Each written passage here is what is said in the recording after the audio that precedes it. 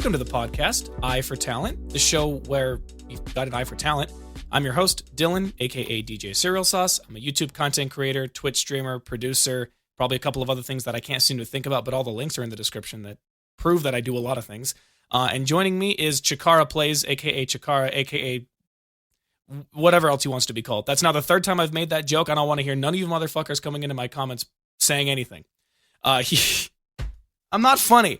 He's a part-time streamer. He's a drummer. He once had a passion for making EDM music and never committed because music production is expensive, and learning music production in the early 2000s didn't happen. And also the owner of probably the sexiest tattoos I've ever seen.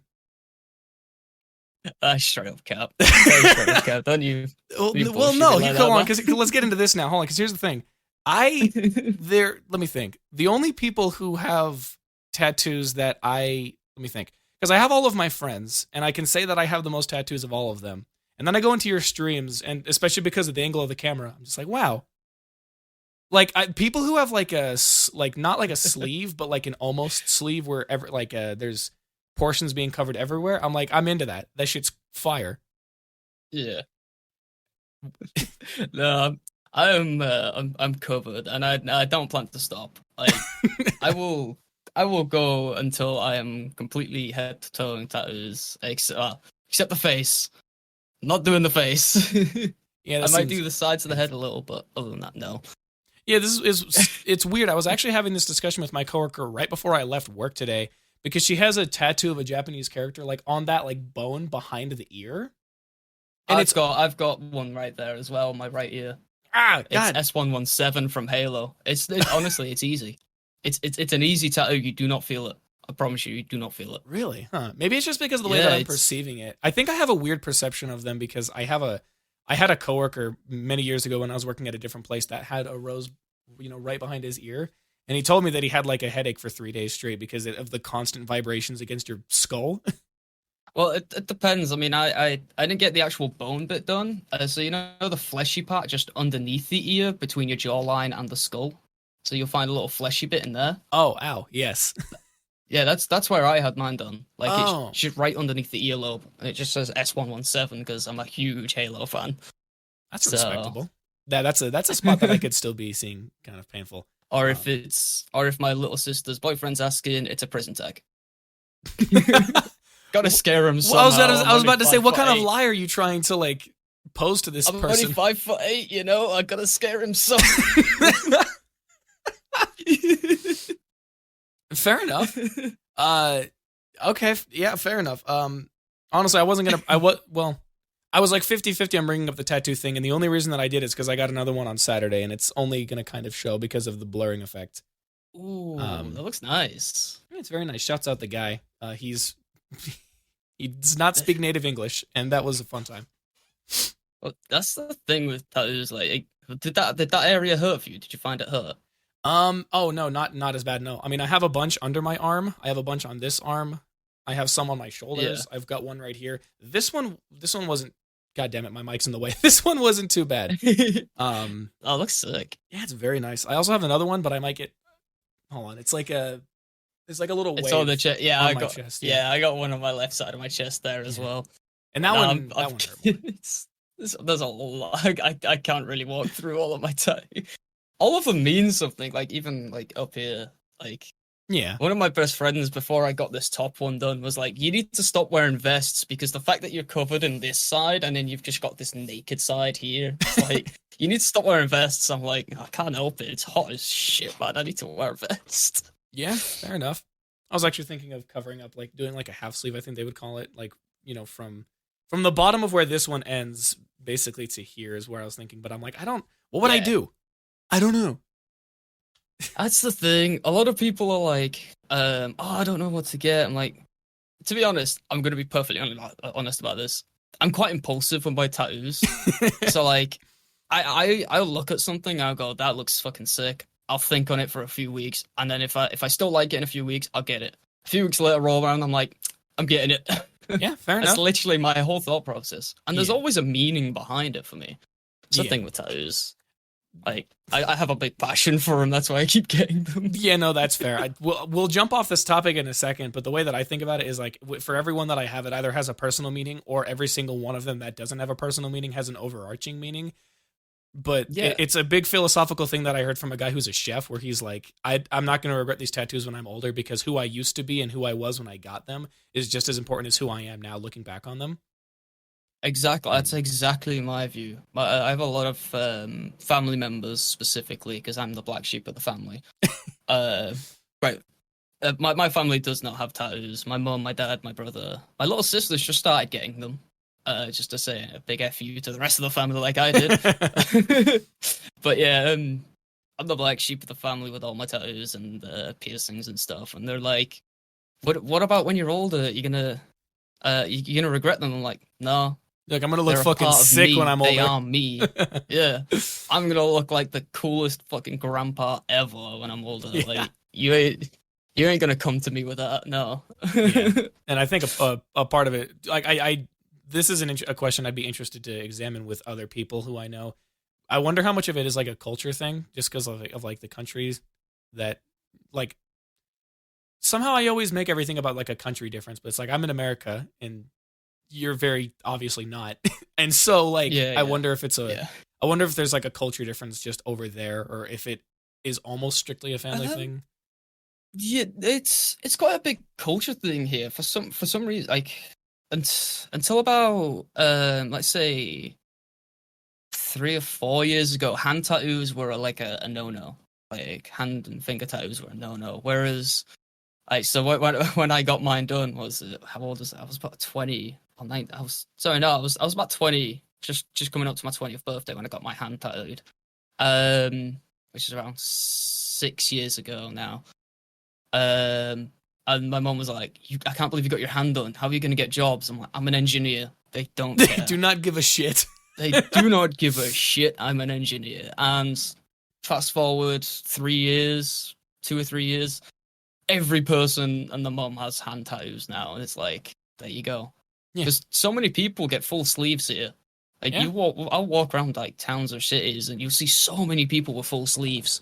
Or even some people with throats and stuff done. It's like, it's a thing. It's Yeah. a part of our culture now. You can't help it.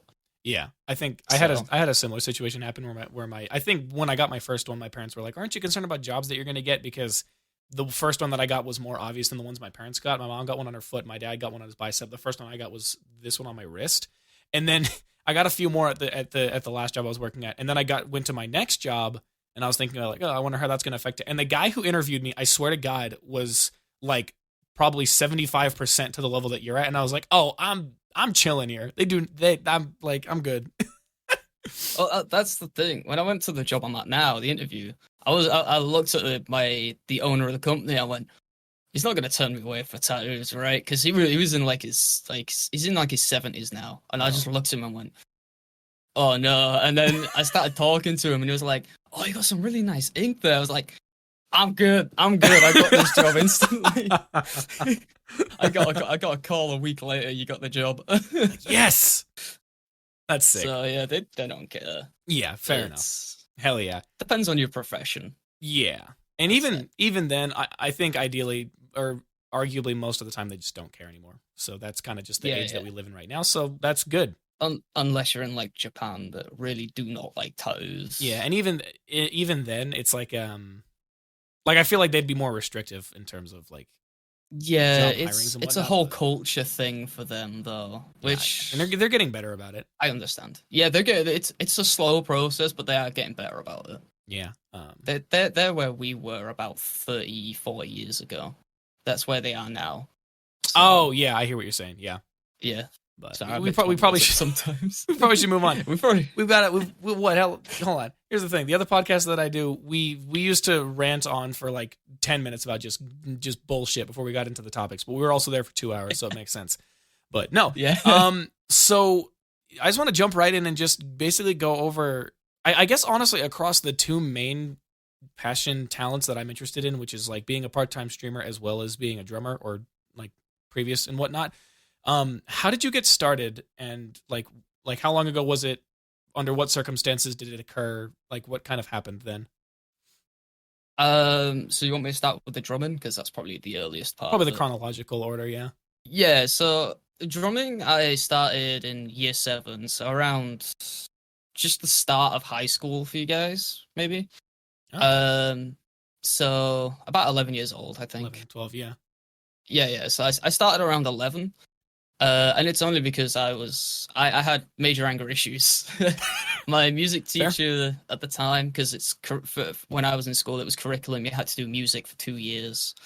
Um, Fuck. yeah, it's fucked. Everybody's on keyboards and everything, and then I'm like, I'm pissed off. I'm not doing this. I'm My pissed music off. teacher looks at me and go, "I got the thing for you." Drags me into a separate room and go, "Bang on them for about an hour, and then we'll call it." I was like, "Okay, Good yay." start.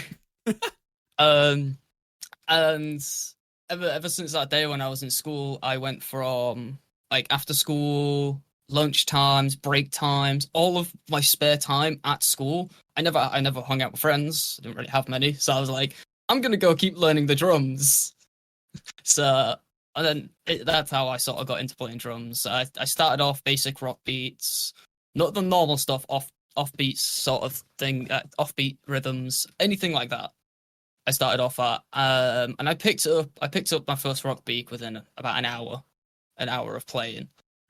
Um, and it was basically that's how I spent the first 3 years of my high school was doing that, and it was just learning and learning and learning until about 3 years into high school they bought a brand new drum kit as well, and one of my mates at the time was like, "Have you ever heard of metal?"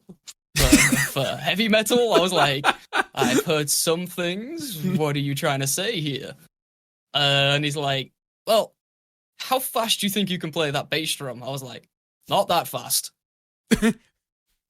So we looked over, we looked over into the other room and went, I'm having that. Fucking started dragging the second bass drum into the other drum room Oh, yeah. with the bass pedal itself and having two separate bass drums on each side. And then we just started jamming. I started playing double bass. So I started listening to songs, picking up how they were doing it. Because I couldn't read music. And there's one thing I was never taught was how to read to play drums. So I just did it by ear. So a lot of it was like the first song I ever learned how to play was New Divide by Linkin Park. That was sort of my first song, which is the Transformers soundtrack. And then I just sort of gradually got heavier and heavier and just to the point of death metal sort of music. How long did that transition period take? You're like, let me start here. It's been 6 days.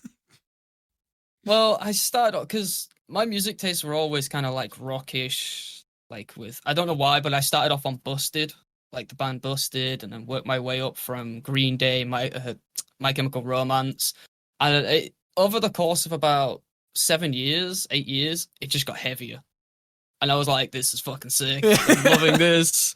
Hell yeah. But yeah, it was the funniest part about that whole experience of playing drums and playing double bass was there was a couple of kids that were older than us, and they also liked playing the drums, and they walked into that second drum room, looked at the drum kit, saw the bass drum was missing. Like, what happened was like, here? What the fuck's going? Yeah, like because they just played like normal rock stuff, and they looked over, heard just literally the whole of the bass drums, and was like, wait a minute, walked into the room and just saw me fucking long hair moshing out while slamming on a shitload of drums. No, like, he started after us. What the fuck is he doing? Who gave him the second bass drum? Who the fuck? Yeah. And then they just the way they just sort of looked at us as I was just there fucking double bassing. They're like, where did he learn this? How is he doing this? I was like, it was just so funny to me watching people older that came in, or that started before me as well and came in. I like, what the fuck's going on? It was just complete. It was hilarious to me, looking back on it at least. Fair. That's a good start. But yeah, it's My thing with it was always like, it was an outlet for anger issues because I had very, very severe anger issues as a kid, and it was a very good outlet. Smacking on a shitload of drums as hard as you can for anything from an hour to 2-3 hours a day really helped. Because I was always allowed access to the drum room. I literally just went to the teacher and went, look, I'm going in there, and they're like, yeah, no worries. My mate would come in. He was a bassist, so he would start fucking jamming out as well. It was a good time, and that's how I spent my whole high school days. Because I was one of the emo kids in high school. I never really had too many friends. I was fucking hair down past my like down past my pecs. Yeah. Fucking, it was long.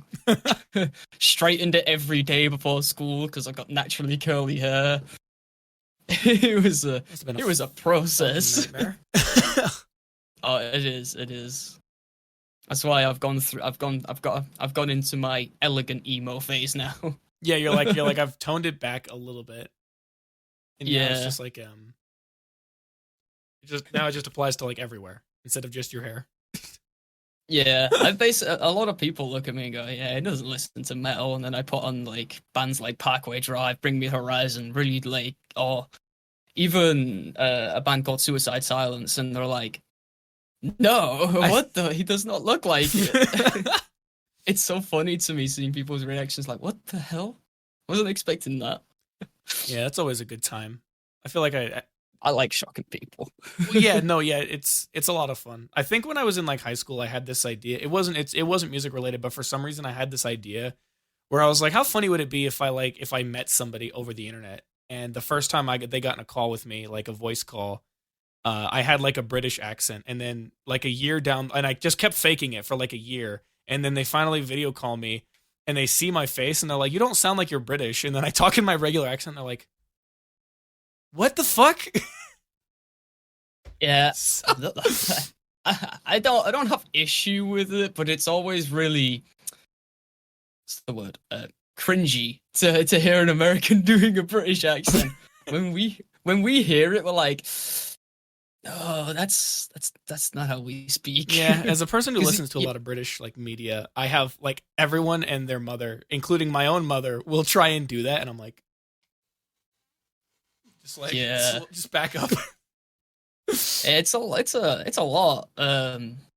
But me and my friends we have a lot of American friends or Canadian friends now. Yeah, and it's like they try and give it a go, and it's like, no, you're sounding like you're too posh. None of us sound like we're from Downton Abbey. You sound like a cartoon. You do. You sound like a cartoon character. Stop. Yeah, I'm not gonna do it here. I don't know when I am gonna do it, but the moment I realized where I might have a more convincing British accent than other people is when I got my genealogy report back and found out that 67% of me is from like northwestern, like hold on, where is it? I can pull it up really quickly. Like 67% of my genealogy comes from like Wales. I'm like, okay, that's a good start, but oh yeah, Wales. Yeah, hold on, let me think. But then they gave me an update, and I have the picture right here. 48% from England and Northwestern Europe, 18% from Ireland, 13% from Wales, 7% from Scotland, and then a couple of other things. But the second point when I realized that it might be more convincing is when I realized, like a year and a half ago, that sometimes people, you've heard of people sleep talking.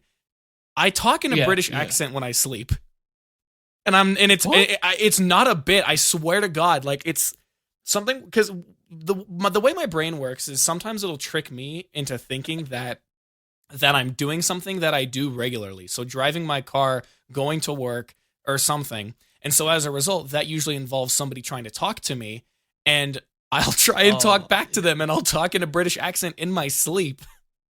And I tell people that, and they're like, what the fuck is wrong with you? I'm like, I don't know what to tell you, dude. Yeah, it's I have a very like similar thing. Not like I have the whole thing of like when I sleep, because I do sleep talk. I don't snore. I sleep talk. Yeah. Because I had to do a sleep test about a few months ago, and they said, yeah, you talk in your sleep a lot. I was like, oh, okay.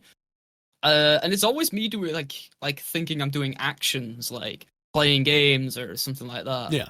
In fact, I had a whole conversation with someone when I was asleep, and they said, "What? Why were you talking to me about Spinosauruses and Stegosauruses?" And I was like, Yeah. I must have been playing Ark in my sleep because I'd literally played Ark as Survival Evolved that night, and I went to sleep, and then apparently I was talking about them in my sleep. So yeah, I do get that. I get what you mean. Yeah. The whole accent thing. Yeah. The fuck. I think what it is a part of me wants to a part of me likes a part of me has always wanted to be into voice acting, so I've always tried doing miscellaneous accents. But I use my brain more when I try and figure out how an accent works. And so Yeah. the way that I describe it is I feel like my British accent is like a weird hybrid of a British and an Australian, because it'll just like the dial will go back and forth depending on certain words that I say. Yeah, you find that with some accents. Like if I try to do Irish, it sort of tails off into Aussie, and vice versa. If I try to do Aussie, it tails off into Irish. I'm like, how the fuck am I doing this? Yeah, so it's very weird. I don't get it. It doesn't make sense.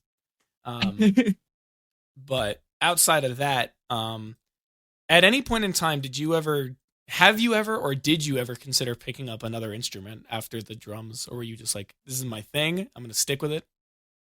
The triangle. Fuck! No. What? Why? I'm kidding. You're just like, I have anger issues. Just I'm sorry. I just thought it's my humor. I'm sorry. No, originally I was looking to get into bass because I love bassline music as well. So my music is very broad. Yeah, it's not just metal, rock and stuff. It's very broad. So I love bassline, heavy bassline music as well. And a lot of it was with bass lines. It's almost like it's a bass guitar that's doing a lot of the notes, but it's all consistent notes. And that's how I sort of see bassline music. It's how I picture it in my head, at least. So learning a bass, because with drums, it's the backbone of music. Having a beat, having drums, it's the backbone.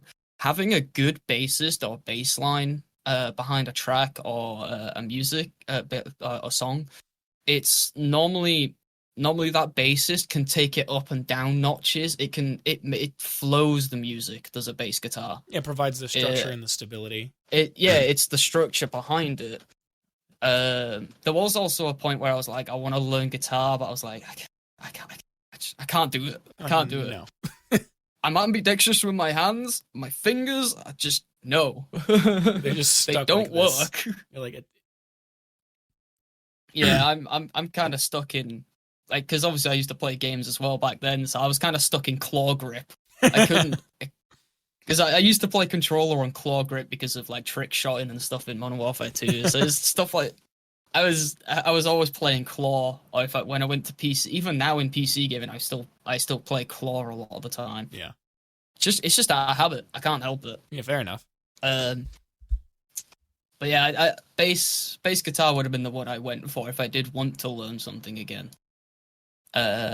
Plus, I do love the sound of a good slap bass. Oh hell yeah! Yeah, it sounds dope. It does. I have a friend who's into the bass, and like the obvious joke is that, especially depending on the genre, the bassist is just kind of standing there like half falling asleep. But I have a friend who learned bass and understands music theory, and he's in a band, and that motherfucker can slap on it. Like it is fantastic, the kinds of things he can pull off. It's so nice. I don't know why, but for me, it's almost therapeutic to listen to or to watch to someone slap bass. It's like, oof. Yeah, I think it's like it's good. I think because they're playing single notes, you can like hear the intricacies of everything. Yeah, you can like hear it go up and down and whatnot. Yeah, and it's because it's single notes. It just sort of the way it flows and structures together is it takes an art form. Like whereas guitar, you have all the strings that can make different chords, different notes. With bass guitar, it's playing the singular notes or like double notes together to structure a song, which is why I think it's amazing. Yeah, I when I listen to a song, the first instrument I hear is obviously drums because of my drumming background, my bit, I always love a beat. If a song's got a good beat, I'll listen to it. Doesn't matter what genre. If it's got a good beat, I listen to it. And then the second thing I'll listen out for is a bass. If there is a dope bass in there or a bass line, it's got me. I don't even care about the riffs. That song's got me. Yeah. No, that's great. I love that. When you were first, so hold on. Okay. This question can either apply to either when you were first getting into playing the drums, or it can kind of expand to when you finally started paying a lot of attention to how you were playing and trying to get a lot better. What did you find to be some of the hardest things to understand and get down and be good at? Because if I had to guess, I would say it's either syncopative rhythm or some degree of improv, depending on the genre that you're playing, maybe. Mostly improv for me. Because the thing is, I was listening out for other drum beats, so learning songs, and just listening out for like beats in songs, trying to replicate them, and going. That's how I sort of learned how to play. It was by ear. So being what was the word you used again? Sorry, syncopative. No, Wait, no. Trying to make up my own stuff. Oh, basically. Improv, yeah. Improv, yeah, and that's the word. My bad. My brain go burr. Nah. Yeah, improving was the bit I struggled with. I could do fills quite easily. So like when you hear a snare drum just going off and then going around the drum set to sort of fill in, that I could do that. But trying to improv or make my own stuff out of the blue during a fill, or just deciding not to listen to music and trying to play randomly, I couldn't do that. I was stuck in, I know this beat, I can do this beat, I can fill, I can chop and change the beat during different choruses and verses, so I can do that at different times, and I can fill in between, but doing actual drum solos, it was difficult for me. It was just the way that I learned how to play. It never really fit well. Yeah, no, that makes sense. So if I spent a lot more time trying to improv, like if I'd spent instead of listening to beats and trying to learn them, if I tried to make my own stuff for a good few months straight, I'd probably get the hang of it, and I'd probably be able to do my own things, my own rhythms, and make shit up randomly on the fly, like a lot of drummers do. But yeah, that's, for me, that was one thing that I really struggled with. Again, like I was supposed to do one thing when I was in school. I was supposed to go on stage at one point and play with, because there was a guitarist and a bassist that I knew, and we were supposed to play the song "Carrion" by Parkway Drive. But my complete and utter social anxiety kicked in, and I just got a massive bout of stage fright. I was like, yeah, this ain't happening for me. You guys can go up and do it. They went up and did it by themselves, and it sounded dope. But I was like, I really want to play the drums. But I know damn well, if I mess up, I can't look at the guitarist or the bassist, because normally there's a running joke in playing drums, is if you mess up, just carry on like normal and stare angrily at the bass, like very angrily at the bassist. It's normally what you do. But in that case, you're like, I can't do that. No, I can't do that. There's only 3 of us. If there was more of us, then I could do that. But it was 3 of us. I was like, if I fuck up, I'm dead on the water here. Yeah. Yeah. No, that makes sense.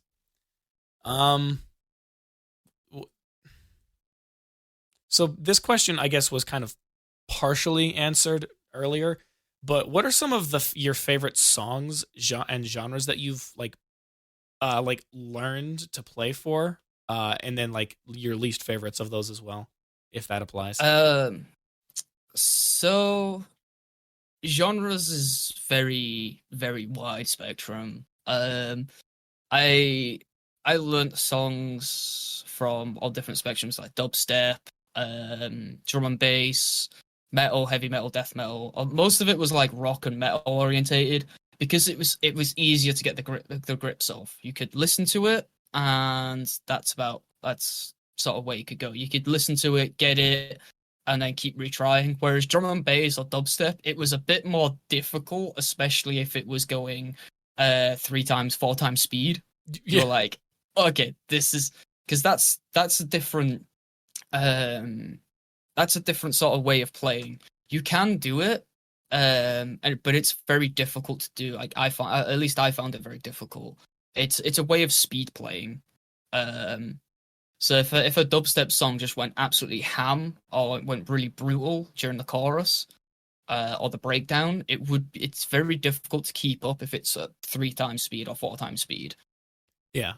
Because there's a way to use the sticks where it would. Don't think I actually have any drumsticks with me. I do actually have a pair around here somewhere, but I don't know where they are. I don't know where you're going with this, but if I had to guess, it's probably something to do with the way that like you can make the stick basically bounce off the snare twice. Yeah, that's it. That's exactly it. And you can do it as fast as you can, and it's. I couldn't get to grips on it, but yeah, it's a very special technique to do it, and I just could not get my grips on it.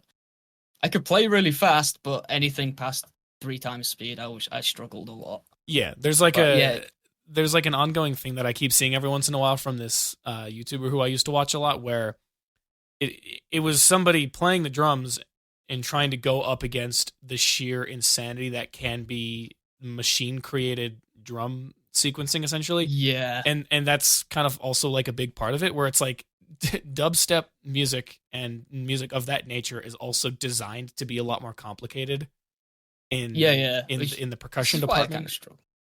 Yeah, but I mean, like, I'd say some of my favorites to learn were like heavy metal, and death metal, because because of the double bass, it adds a lot more variety to it. So you could go with like double bass one verse, and then it just swaps off into a slower section where you only need 1 bass drum. It's still pretty quick. It might still be pretty quick, but you only need 1 bass drum, and then it goes back to the sheer volume of just on the fucking bass drum. Yeah. It's but it was more of a complex, but it was somewhat simplistic in the way you could learn it. Yeah. Some of my least favorite, I wouldn't really say I had a least favorite, unless it was like really soft, like pop music, like ballads in pop music when they had like a really soft beat in the background. Yeah. I fucking hated that. Because you had to use special if you did, you had to use special drumsticks to do stuff like that, which were basically like shitload of bamboo shoots coming out of it, and that's how you would play. So that would be your drumstick. It's a special kind of stick, and I did have a pair. I really hated playing with them because it feels wrong. I don't know why, but it feels wrong. Like, for me, a drum set is there to be absolutely smashed on. Yeah. And I love seeing a drum kit. Like, I don't like seeing a pristine drum kit. I like seeing one that's got fucking dent marks in it in one section of it and all sorts. I love seeing a battered drum kit. Yeah, it's also like it's an aesthetic thing as well. And granted, in your case, it's like this is the sign of somebody who knows how to throw the fuck down. But yes, very much. Yeah, but on top of that, it's like it also is just a look that you like, and I respect that. Yeah, it's very much a case of this guy knows what he's doing, and he just goes nuts on it. Yeah, like that's the way I see it, and that makes me respect people more. I don't know why, but if you're a drummer and you have a lot of fucking dent marks in your kit, I respect you so much more.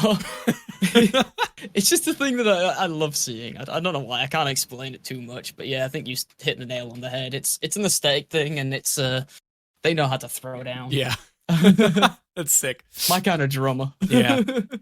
Okay, I guess this is also a question that you like answered it, but you partially answered it in terms of one experience, but not necessarily as a whole, I guess. So, did you ever do drumming of any kind with other people in a band style format for like a quote unquote extended period of time, like a few sessions, or were you primarily spending a lot of your time just like learning and drumming in the background of songs that you found interesting, or were you doing both? So I would say the majority of my time was solo.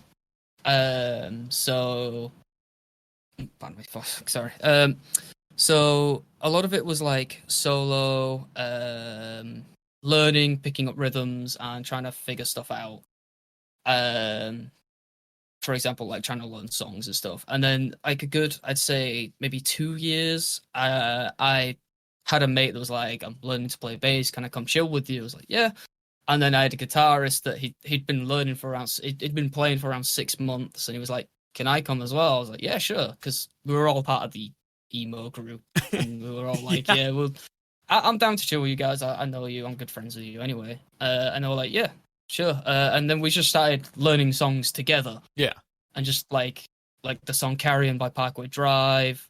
Most of it was like Parkway Drive, Bring Me Horizon, and just songs of like really heavy metal nature. Yeah. And they were the songs we sort of played together. It was a case of we'd spend hours doing it. As I said, I never went on stage with it, but it was a case of we'd sit there for hours most days of the week playing together like that. And it was really nice not to be alone in there. Yeah. A lot of the again, so I really did form a connection with playing with them like that. Because it would be a case of we learnt this song and then we like Carrion by Parkway Drive, and then we're like, let's try Alligator Blood by Bring the Horizon, or like we'd be like, let's try this song and let's try this song, and then we'd learn like a good portion of the song. It's like, right, we know we could get the rest, but let's go on to the next song, and then we're just constantly going back and forth between random songs, and it was a lot of fun to do. I will always recommend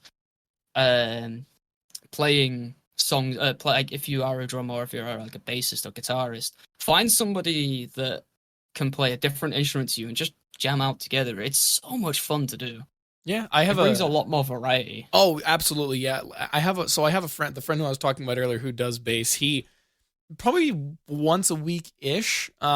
He and my friend, they'll hang out, and my friend plays the piano, and so my friend plays the bass, and then our other friend who he would invite plays the piano, and they would primarily learn to play like jazz type music, or I don't know, jazz is kind of the most accurate thing that I can equate it to, and they would just do that, and they do that again like once a week, and they learn one portion of it, and then they're like, all right, now that we have this portion down, let's go move on to something else. Maybe that'll be better. But then next week they'll come back and they'll say, okay, we got the first portion of this song, now let's work on the second portion. And so they're almost like chunking out sections that they're doing for different songs, and it was pretty cool.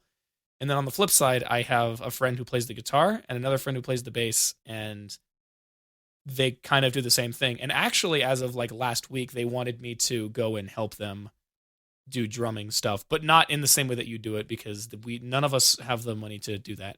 So, I didn't. My school did. I didn't. Yeah, exactly. But yeah, it is expensive. I will say drums are very fucking expensive. Depending on what you go for as well. If you go for a standard drum kit, a 10-piece, 15-piece, 20-piece, you can go as high as you want with the drum kit. It's whatever sound you think that fits. Like you can add a cowbell to drums, and people use it. You can add a triangle you can add any sort of percussion to a drum kit, and people will do it. Yeah, or just like I think there was a collection, I guess. Yeah. I can't remember which drummer it was, but there was I think he was he the drummer of the Police in the 80s, and or Def Leppard. He used to have like a 25-piece drum set, and there'd be like cowbells on there, like 2 sets of hi-hats. Also, honestly, it's just covered, and you just look at it and go, that's the dream. Because the actual the drummer, like my music teacher at the school, I think I was only my second year into drumming, brought a drummer in to visit the school on a Saturday. So we all went, like all of us like drummers and like musicians went in, like people that actually wanted to play instruments went in, and we talked to the guy. Turns out he was actually the drummer for Pink Floyd. What the hell? Yeah. That's I think it was it Pink Floyd? Was it Pink? Was it maybe Pink Floyd or Def Leppard? The reason I'm Googling it right now because I was trying to see like. Yeah, I'm Googled. I mean, Pink Floyd was formed in London in the 60s, so I could believe it. Yeah, it was. It was Nick Mason. What the fuck? That's insane. What was he doing So, there? yeah. Like, what? Why that of all places? He just brought it. Honestly, he just brought like a fucking 15-piece drum set. I was like, I want to see what some of the young drummers have to offer. And then I was like, all of us drummers went up there and we started playing like pieces that we thought sounded cool. Yeah. And then there was me that was popping off with a double step beat, which is like double tap on the hi hat sort of beat. So instead of it's sort of like double tapping on the hi hat and then drumming like that. Oh yeah. So you've got so it's like that's how I sort of I just sort of showed off a little bit. So and it was really like when I got home, because my nana was looking after me that day. I got home and my nana was like, "So how did you enjoy it?" I was like, "Oh, it was the drummer from Pink Floyd." My nana went absolutely ballistic at me. Like, what? Why wasn't I invited? Why wasn't I there? Because she was a massive metalhead apparently, which I found out that day. Yeah, that was fucking cool. This is one of my favorite experiences there. Yeah, that's pretty sick. It's probably one of those things that like a lot of people wouldn't like. The drummer of Pink Floyd, I'm sure, is probably one of those things that people would kind of not be as hyped up about at a baseline. No. But it depends on your music genres, like what you're into, I guess. well, yeah, but I mean, like the way that I look at it is, it's like everyone knows Pink Floyd is a big group, like they're popular, very popular. Yeah. So people would be like, that's cool, but I don't think people would be nearly as hype about. Like, it wouldn't strike them nearly as hard if you said if you like just dropped the guy's name or something. Or hell, maybe even if you just said the drummer from Pink Floyd, that people would be like, they probably have the reaction at it. It's like what the hell was he doing there? Yeah, it's that was my reaction. Yeah, what the hell's he doing? Because I don't live in a very big area. Like, it's a small town. Yeah, it's just unless the teacher knew him or something like that, I was like, how the fuck did he get it? What the hell? But yeah, it was a lot of fun, to be honest. I had a lot of fun with it, and it was an absolute freaking honor. That's crazy. Absolute honor. That's dope as hell. Honestly. Yeah, I love that.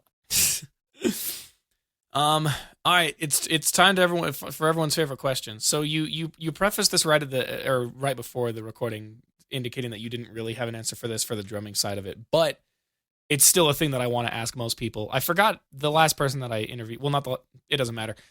Somebody who looks in on what you do, and like somebody listening to this podcast for the first time, they're like, "Oh, he's a part-time streamer. He used to be a drummer. He does all these things." You tell them, "I spent this much money on this thing." They look at you and go, "What? Why? What the fuck? What is that for you?" So right now it's as of right now it's my stream setup. Whether it's somebody that's even in like PC gaming or streaming, my whole setup is, well, my PC alone is worth around, well, especially now, it's worth around 8 or 9 grand. Hold on. and I assume that's hold on. Okay, so we're talking potentially nearing on 10,000 USD. Yeah. Assuming the conversion seems to be correct, which it looks like it is. I'd probably say 7. I'd say 7. Sorry. Okay, so I think I overestimated it. Fair enough. So 7 grand or €7, 7,000 euro, which is £7,000. 7,000. Okay, I don't understand conversions. I have to do a lot of conversions from GBP to USD, and it always is very confusing. Yeah, I always do that. But even then, I guess inflation's weird. So around just close to $9,000. Yeah, give or take. Like yeah. So it's around $8,700 US, or 8,800 close. My God, that's my PC setup. Yeah, okay. I saw a lot of people who are like, "Why do you spend so much?" It's a workhorse PC. It's not just for streaming and gaming. As much as sometimes streams they can they sometimes do require a powerful PC. Yeah. Unless you have a dual PC setup. I also do some cases of 3D modeling,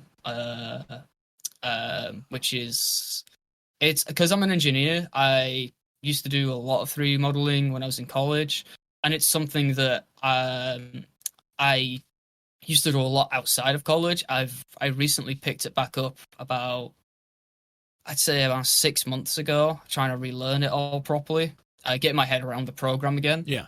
And it's something that I was like, I want the power so that I can make a full model in there. My PC's like, this is good. Yeah, you can like, do this. Is fine.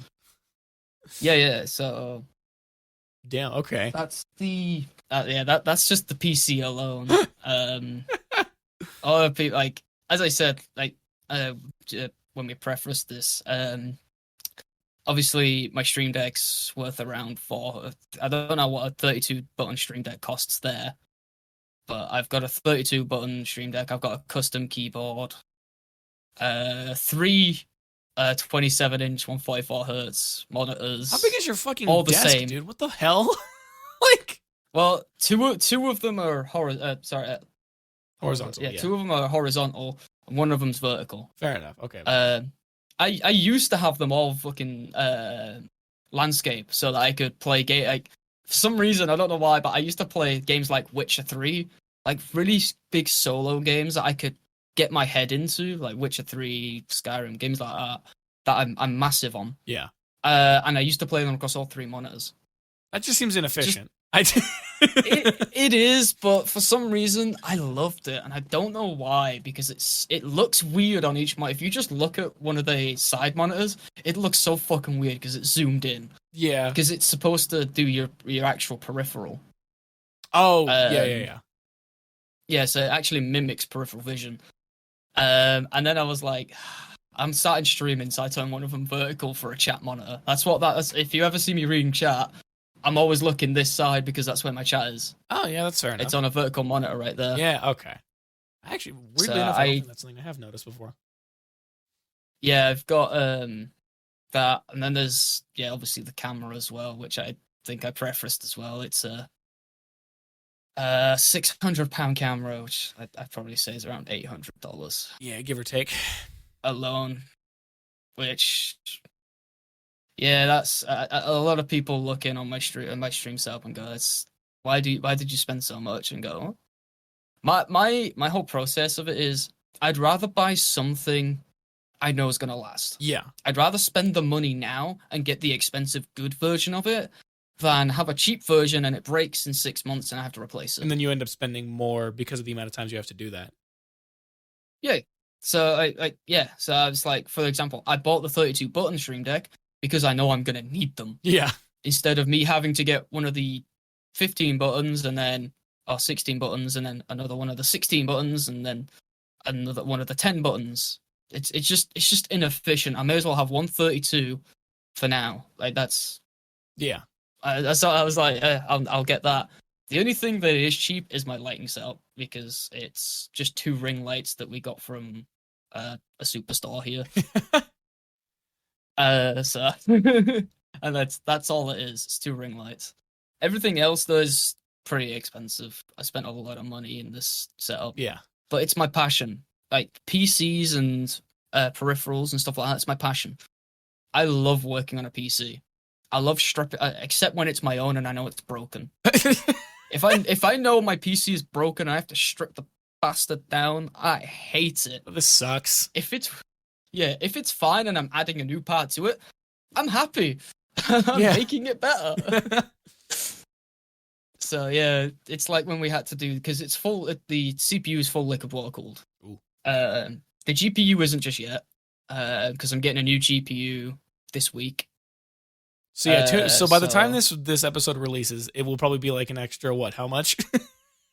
Or were you including that into the cost? I was including that. Okay. Because I was including that because I've got a 3080 coming this week. Yeah. Because I'm still stuck on a 1080 Ti. All right. It needs upgrading, and it's dying. It's the only ghetto part of my fucking setup. Like I launch my PC and every one of my monitors is start flickering about because the graphics card needs to warm up before it's like, yes, you have 3. You're like, all right, I gotta prepare for 10 minutes for fuck's sake. Yeah, basically, my computer has to warm up for about 10 minutes before I start. So it's the only ghetto part about my PC setup. Yeah, no, that's fair. So I always go expensive, and it's cheaper down the line. That's one thing I've always known that I'm good with money. Yeah, no, that totally makes sense. I kind of have that philosophy, but for other things, like I did have that philosophy with my computer. Like the last one that I had, I bought from a guy off the internet because I just needed something better than what I had. So like I literally have all 3 of the PCs that I used to have in my room because this one in the corner is like the regular Dell desktop type thing that you would see at like an office job, but like a little bit more powerful. And that was like $300 probably. I don't even know how I managed to get something like that. And then I bought another computer off of a guy, and this shit was like $600 or $700. And it's back here. You can kind of see it when my hand flickers over it. It's like down here. Yeah. And then eventually I was like, I can't keep using this because I need to edit videos with a better program. So I needed to get a new computer. And so then I just bumped and I was like, all right, I'm spending $1,800 and just got the whole thing. And so far it's done me well. Yeah, tell me about it. Like, even it's more down to my GPU at the moment, but even DaVinci Resolve for editing for me right now, if I add too many effects, the whole video starts going. You cannot handle this. Stuttering. Yeah, it's like it's my graphics card. I know it is. Yeah, because my CPU is, well, it's not top of the line anymore, but it was when I got it. It's the 5950X, the Ryzen 9 5950X. Oh yeah. Okay. Yeah, so it's like a 16 core 32 thread CPU, and it was the best of the best when I got it, which was about a year ago. So yeah, the funny thing is you mentioned about old PCs. My old PC's down there as well. Oh, the one that Perry the Platypus is sitting on top of? Yeah, it's literally sat on that. Yeah, that's my old PC. It still has all the components in it except the graphics card because I ripped the graphics card out and put it in this PC now. Yeah. That makes sense. That's why that graphics card's dying. Yeah, because it's been a few years. I've had it for about 7 years. That graphics card, it deserves a death now. Yeah, that'll do it. Yeah, it can have a dignified death now. Yeah. No, that's totally fair. So this question is also one. Well, okay. So the way that it's phrased would seem to imply that it's primarily a streaming question, but I guess it does technically apply to both. I had the intention of it to apply to both, but doing any kind of collaboration with any person, whether it's a friend, whether it's just like a quote unquote business partner, if you want to call them that, or whatever, like what does that look like for you? Like what processes did you go? Like would you go through? What do you typically do? What kind of communication are you having with them? Normally it depends on the person. If I'm really close friends with them, like for collaboration stuff, like. More so like streaming, it's a message saying, "I prick, we're playing tonight." And they just and they don't even say okay. They give you the thumbs up react on your message. You're like basically, fine. Yeah.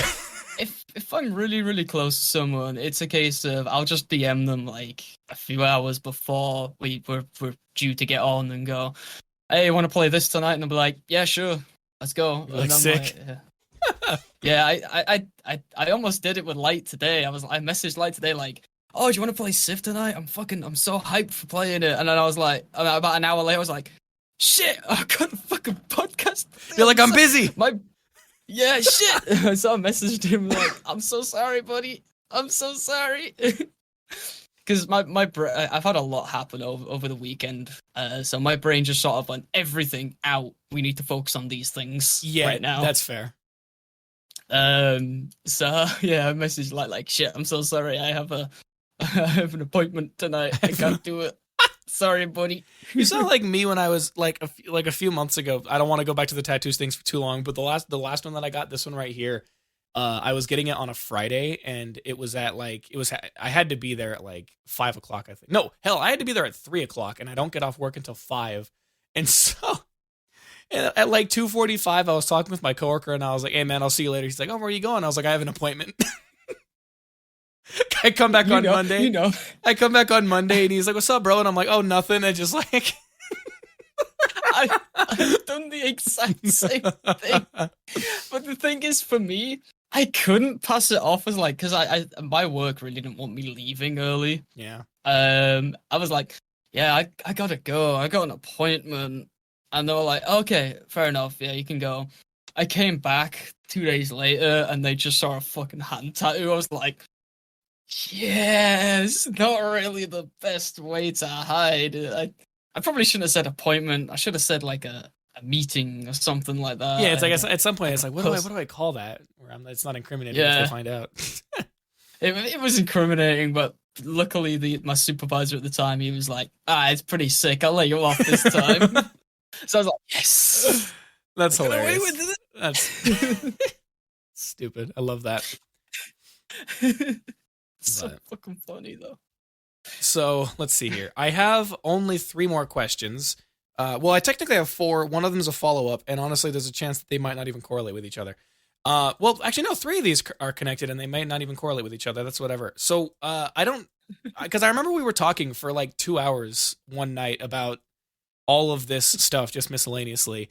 And I don't know if I ever got any information in regards to why you stopped drumming in the first place, or like why you stopped doing it as often. So it was after I left high school. I did have a drum kit at home because I did get one for Christmas.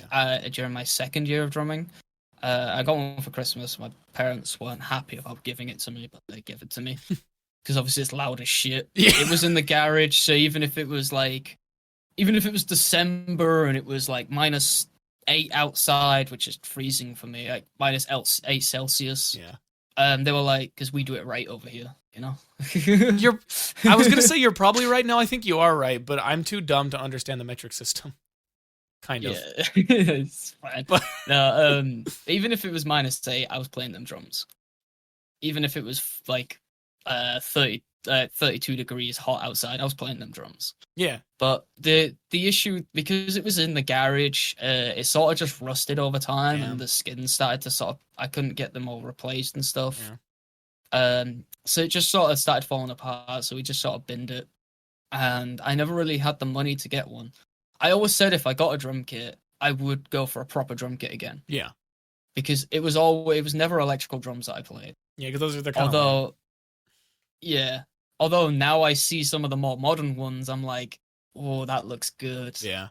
And because I live in like a crowded area, I would be like, I don't have a garage where I'm at now, or where we plan to in the future. I don't have a garage where I can sort of isolate everything.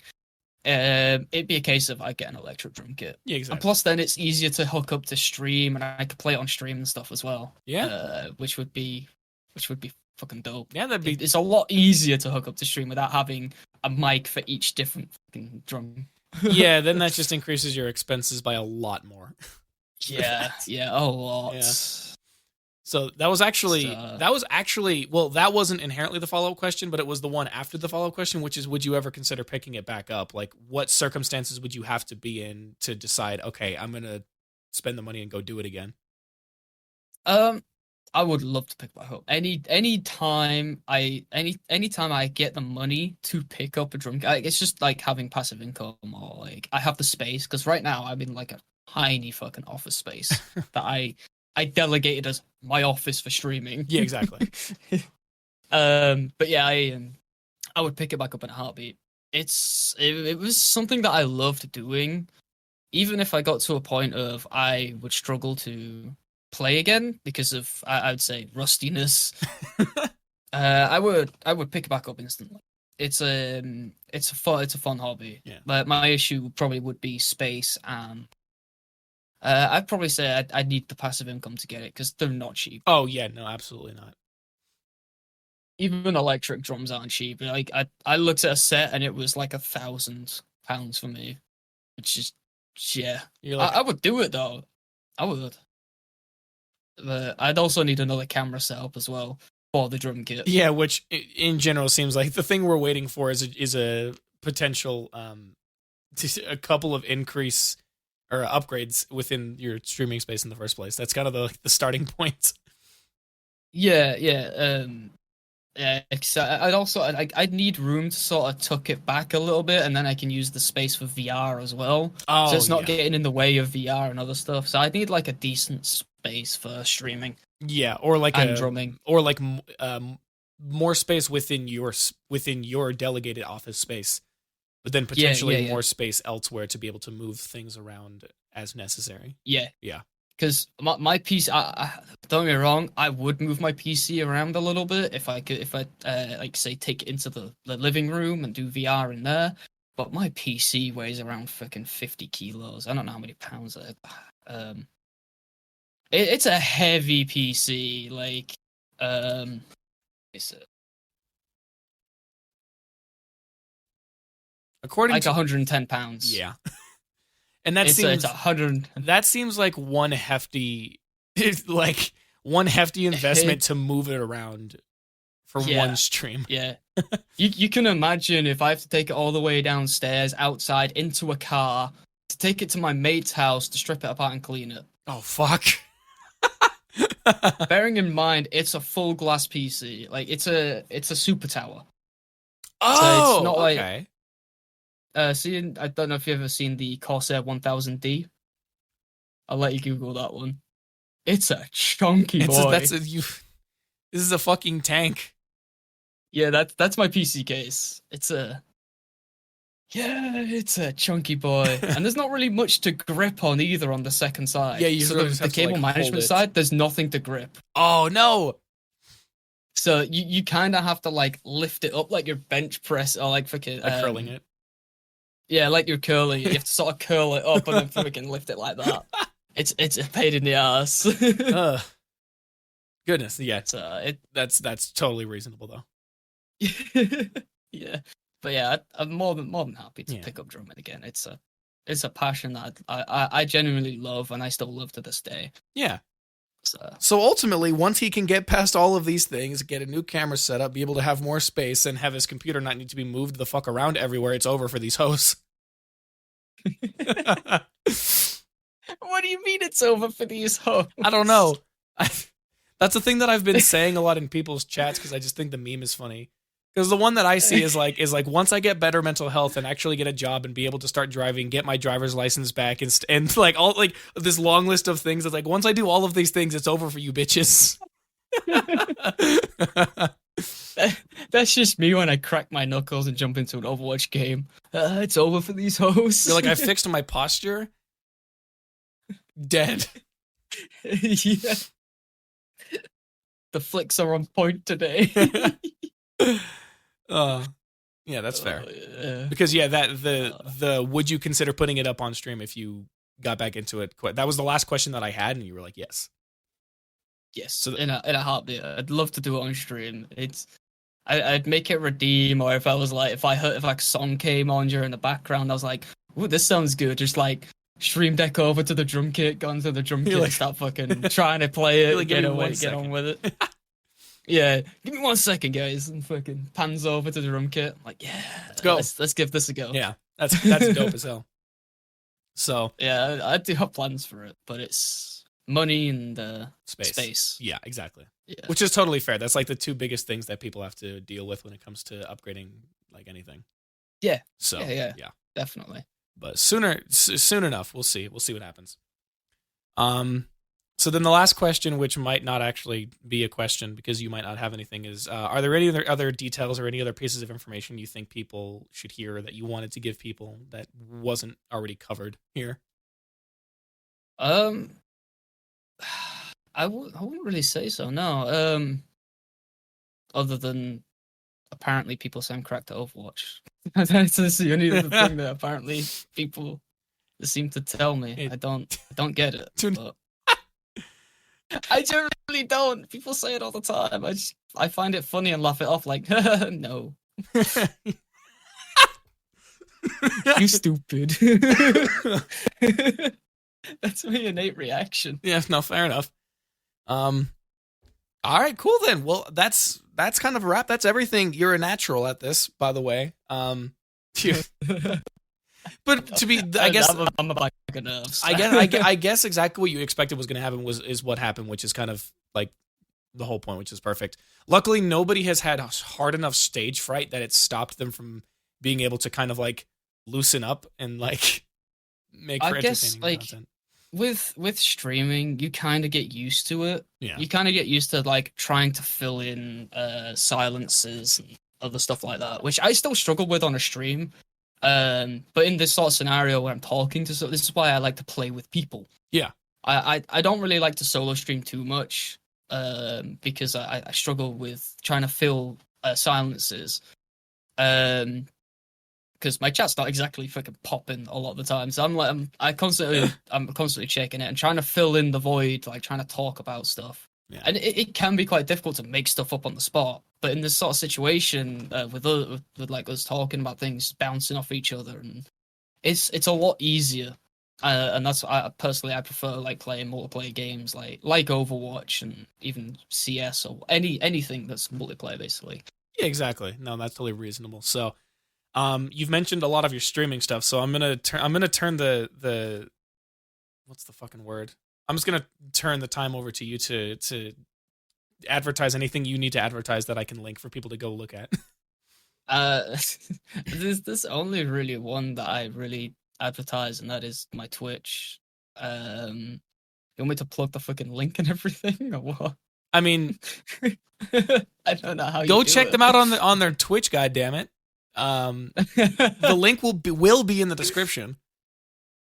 Yeah, it's really the only thing that I advertise is Twitch. I'm currently working on a few things with my brother to try and get TikTok going. Yeah. Because my little brother's he's a marketing and business guy from uni, so he's helping me market myself and get myself out there a bit more. So he's helping me out with that. He wants to see me do well in streaming, and he wants to see me do my dream job. So he's helping me out with it. So the only other things I could advertise is TikTok, which again is just normal. It's just Chikara. Everything for me is Chikara Plays. So that's the only like Twitter as well is something I could advertise, because I try to post on Twitter. I'm not very good at it yet because I'm not a big social person, but I'm trying to get on there. Yeah. In my estimation, Twitter also seems to be the hardest to keep up with. I don't know what it is. Like, I'm on every social media platform, and Twitter's the one where I'm like, I suck at it. So I totally understand. I saw someone say about Twitter, like, to constantly keep active and keep people interested, you gotta post something like, I think it's like anything from 7 to 10 tweets a day. I'm like, I don't even think that many times a day. You expect me to post a tweet that many times? Yeah, no, see, so here's the business plan, right? So you multi-purpose every one of your thoughts to be 3 tweets per thought. And then you'll hit the threshold every day. God damn it. That's a thing that I'm a big proponent of is multi-purposing all of your content, even if it means multi-purposing your 3 thoughts throughout the day and turning it into 3 tweets. That is something my brother said about like making a TikTok. You could have it on YouTube Shorts, Facebook, posting it on the Facebook Shorts thing, Instagram Reels. You can do it like that, so you can repurpose it everywhere. A TikTok you can repurpose everywhere because it's in the perfect format.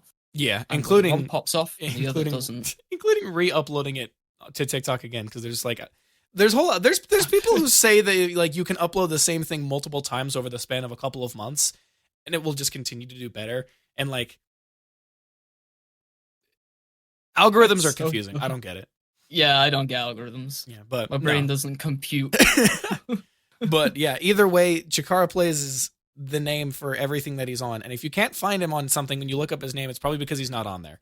And truthfully, the same thing kind of applies to me, because if you search up DJ Cereal Sauce on everything with spaces between them or underscores between them, you will find me. And if you don't, I don't exist on that platform. And if you try and find me on Twitter, I am so sorry, because Twitter is bad. But yeah, once again, that's a wrap. I want to thank you for coming on again, because I cannot exhaustively thank people enough for coming on here. And man, normally I'm better at this, where I have a funny way to like end these off, and I can't think of anything this time, so I'm just gonna give up.